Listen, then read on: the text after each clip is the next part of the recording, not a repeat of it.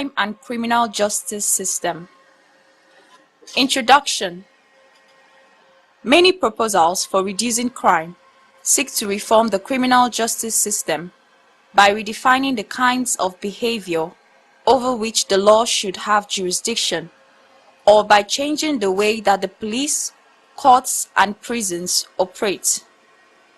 This study session will therefore explain the primary way the police, courts, and prisons might reduce crime in criminal justice system. Learning outcomes.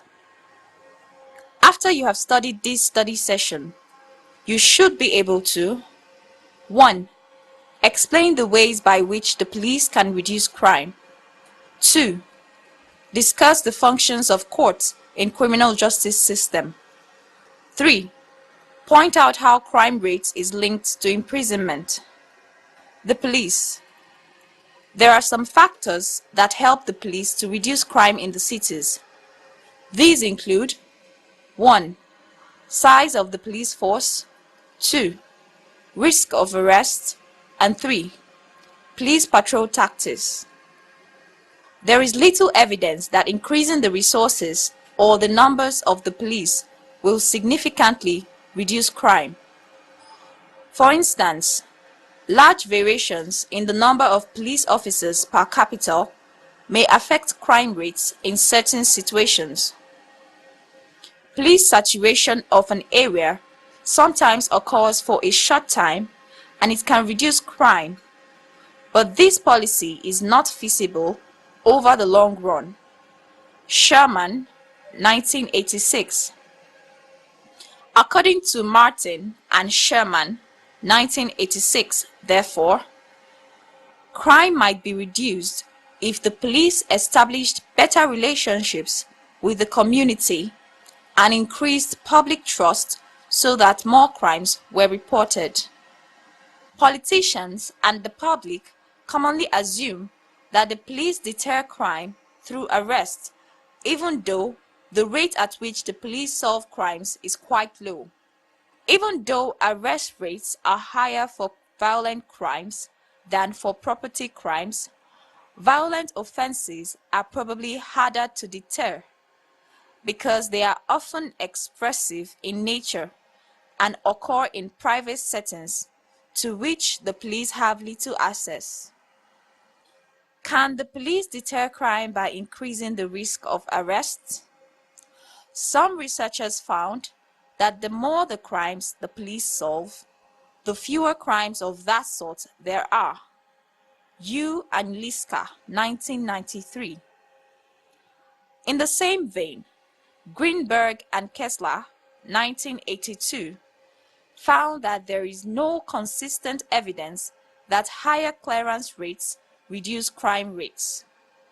In police patrol tactics, police patrol cars increase the area that the police can cover, and an increased mobility enhances the likelihood that officers will be at or near the scene of the crime when it occurs. Street patrols might change the type of crime that an offender commits. For instance, a criminal might burgle a house rather than rob a pedestrian. The courts. The primary way that the courts might reduce crime is by increasing the certainty of punishment. For example, punishment might be a more effective deterrent if fines were heavier and more offenders were incarcerated. Blumstein, Cohen, and Nagin, 1978, found that there is an inverse relationship between crime rates and the risk of conviction. Lower crime rates are associated with higher conviction rates.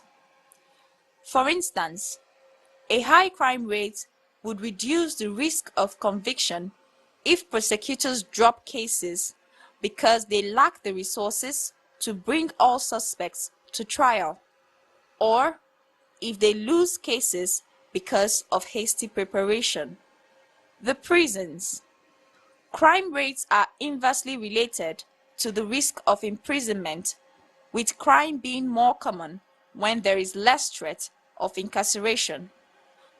Blumstein, Cohen, and Nagin, 1978, observed that it is unclear if the risk of imprisonment affects crime rates, if crime rates influence the risk of imprisonment, or if both are true.